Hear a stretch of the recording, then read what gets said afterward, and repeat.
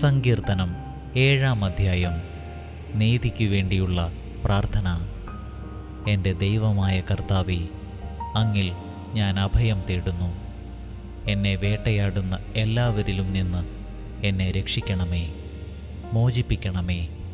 അല്ലെങ്കിൽ സിംഹത്തെപ്പോലെ അവർ എന്നെ ചീന്തിക്കീറും. ആരും രക്ഷിക്കാനില്ലാതെ എന്നെ വലിച്ചിഴയ്ക്കും.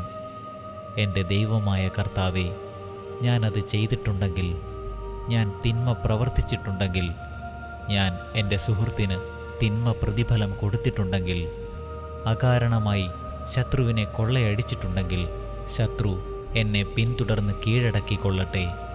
എൻ്റെ ജീവനെ നിലത്തിട്ട് ചവിട്ടി മെതിക്കട്ടെ, പ്രാണനെ പൂഴിയിൽ ആഴ്ത്തിക്കൊള്ളട്ടെ.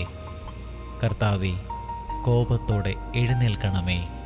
എൻ്റെ ശത്രുക്കളുടെ ക്രോധത്തെ നേരിടാൻ എഴുന്നേൽക്കണമേ. ദൈവമേ, ഉണരണമേ.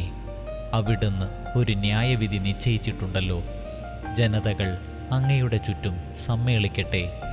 അവർക്ക് മുകളിൽ ഉയർന്ന സിംഹാസനത്തിൽ അവിടുന്ന് ഉപവിഷ്ടനാകണമേ. കർത്താവ് ജനതകളെ വിധിക്കുന്നു. കർത്താവേ, എൻ്റെ നീതിനിഷ്ഠയ്ക്കും സത്യസന്ധതയ്ക്കും ഒത്തവിധം എന്നെ വിധിക്കണമേ. നീതിമാനായ ദൈവമേ, മനസ്സുകളെയും ഹൃദയങ്ങളെയും പരിശോധിക്കുന്നവനെ, ദുഷ്ടരുടെ തിന്മയ്ക്ക് അറുതി വരുത്തുകയും നീതിമാന്മാർക്ക് പ്രതിഷ്ഠ നൽകുകയും ചെയ്യണമേ. ഹൃദയ നിഷ്കളങ്കതയുള്ളവരെ രക്ഷിക്കുന്ന ദൈവമാണ് എൻ്റെ പരിച. ദൈവം നീതിമാനായ ന്യായാധിപനാണ്. അവിടുന്ന് ദിനംപ്രതി രോഷം കൊള്ളുന്ന ദൈവമാണ്. മനുഷ്യൻ മനസ്സ് തിരിയുന്നില്ലെങ്കിൽ അവിടുന്ന് വാളിന് മൂർച്ച കൂട്ടും.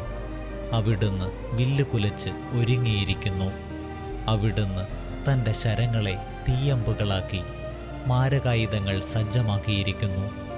ഇതാ, ദുഷ്ടൻ തിന്മയെ ഗർഭം ധരിക്കുന്നു, അധർമ്മത്തെ ഉദരത്തിൽ വഹിക്കുന്നു, വഞ്ചനയെ പ്രസവിക്കുന്നു. അവൻ കുഴി കുഴിക്കുന്നു, താൻ കുഴിച്ച കുഴിയിൽ താൻ തന്നെ വീഴുന്നു.